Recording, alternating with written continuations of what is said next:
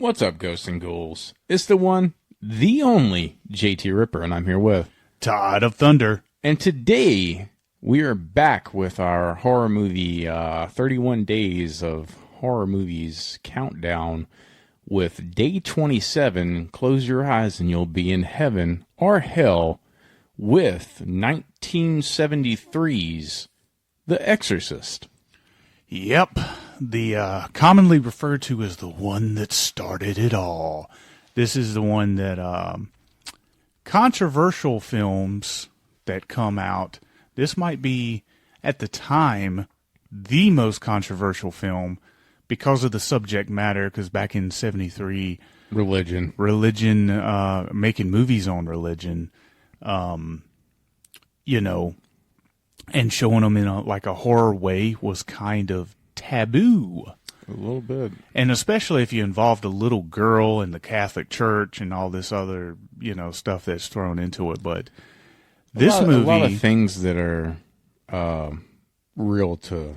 that touch home, to a lot of people. Yeah.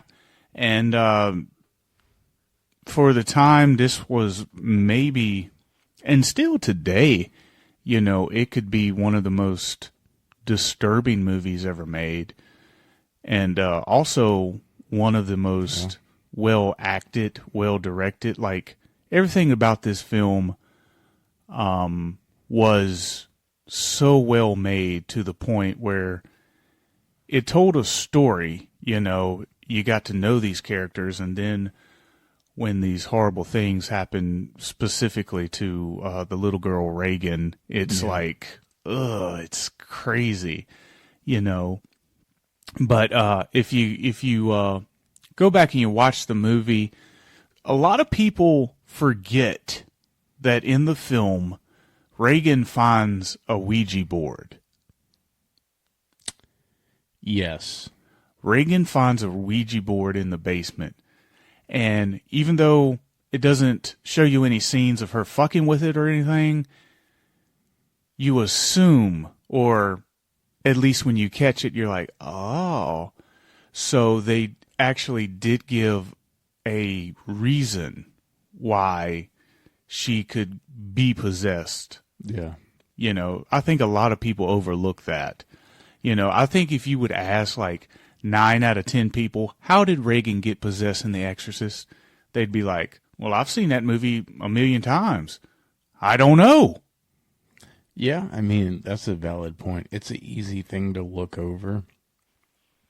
I don't really think we really need to explain the plot to Exorcist, do you? No, not really. It's pretty cut and dry as far as the story goes. Yeah, the only thing that we will touch on is how much we enjoy it, because obviously it's on our list.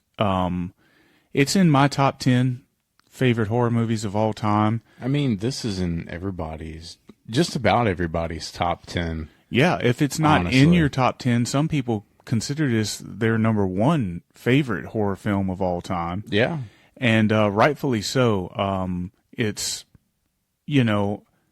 it's widely regarded as everything that I just mentioned: scariest film of all time, disturbing film of all time, cult classic. It appeals to the mainstream as well, because I believe that this wasn't this the first horror film to win some type of Oscar or something like that. I'm not 100% sure. Or it might have been the first horror movie nominated for. I'm not sure. We'd have to look that up. But if it is, rightfully so, because in my opinion, it's definitely 70s. It's definitely I consider the 70s we didn't have as many horror movies in the 70s as we did in the 80s. But I'm a firm believer that we had more important horror films come out in the 70s than we did the 80s. Yeah, it's kind of hard to argue with that. You're pretty spot on with that. But as far as Exorcist goes, there's also a lot of shit behind the making of this movie that was pretty fucked up. This movie is just fascinating all around. Like, Yeah. from the actual movie itself to like the making of the movie and all this stuff that pretty much fucked up Linda Blair.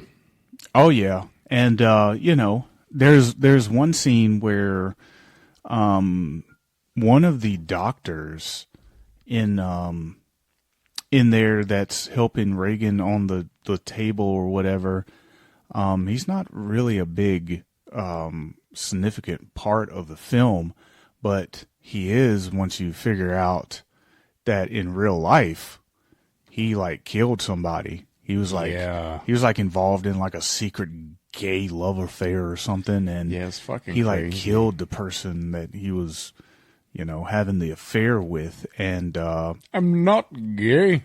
yeah, well, But he was.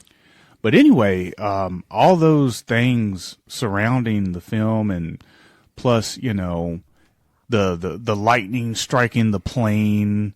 What was the director and a bunch of the crew was supposed to be on a plane, and it got delayed, Right? And they had to go the next day, but the plane that they were supposed to go on got struck lightning and stuff like that.